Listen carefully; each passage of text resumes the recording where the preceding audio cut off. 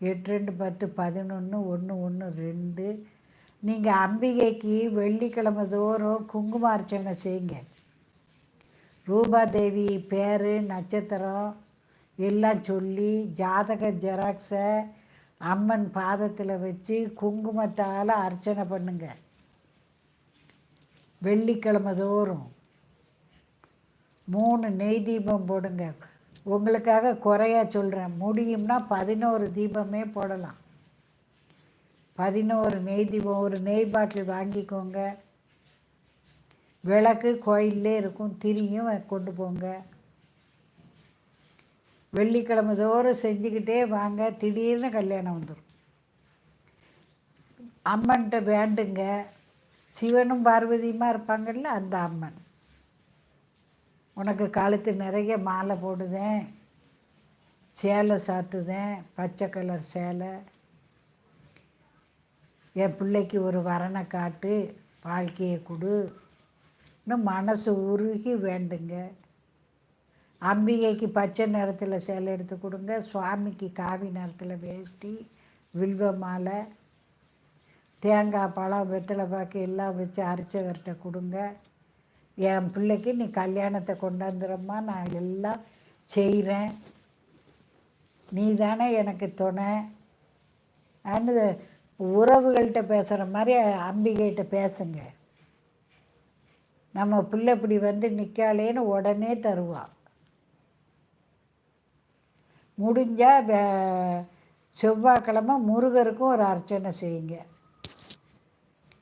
செவ்வாய்க்கிழமை தோறும் இவ்வளவு செவ்வரளி கொண்டு போய் உங்கள் பேர் நட்சத்திரம் ஜாதகத்தை காட்டி சாமி பாதத்தில் வைக்க சொல்லி செய்யுங்க.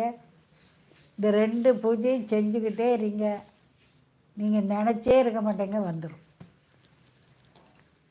வீட்டில் மஞ்சளில் பிள்ளையார் பிடிச்சி வச்சு சந்தனம் குங்குமம் வச்சு ஊதுவத்தி காட்டி அருகம்புல் போட்டு ஒரு கல்கண்டோ ஒரு பழமோ வச்சு உங்கள் பொண்ணே பூஜை செய்யணும். உங்கள் பொண்ணுக்கு முடியலைன்னா நீங்கள் செய்யுங்க.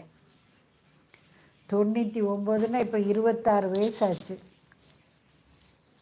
உங்கள் பொண்ணு செய்யும்னா பொண்ணே செய்யட்டும், ரொம்ப நல்லது.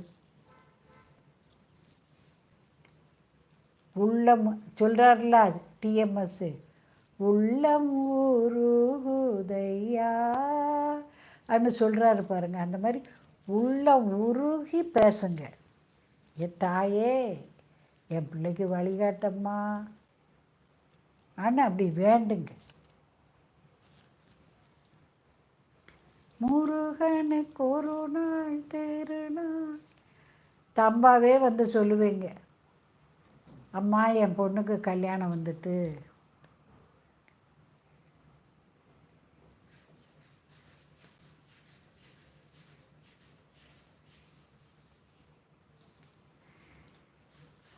அது உங்களுக்கு நிறைய நம்ம வாசிக்கணும்.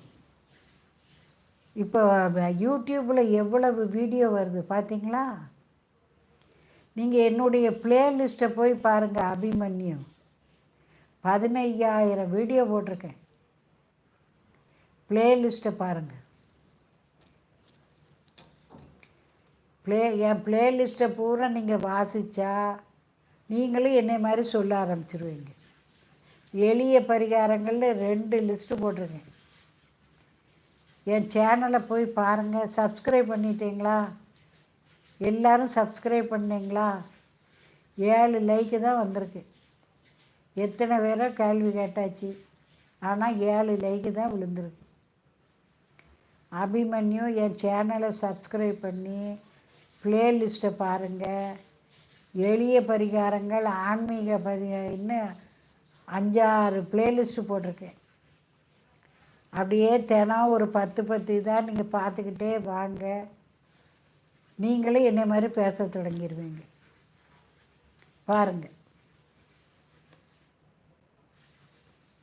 வணக்கம்.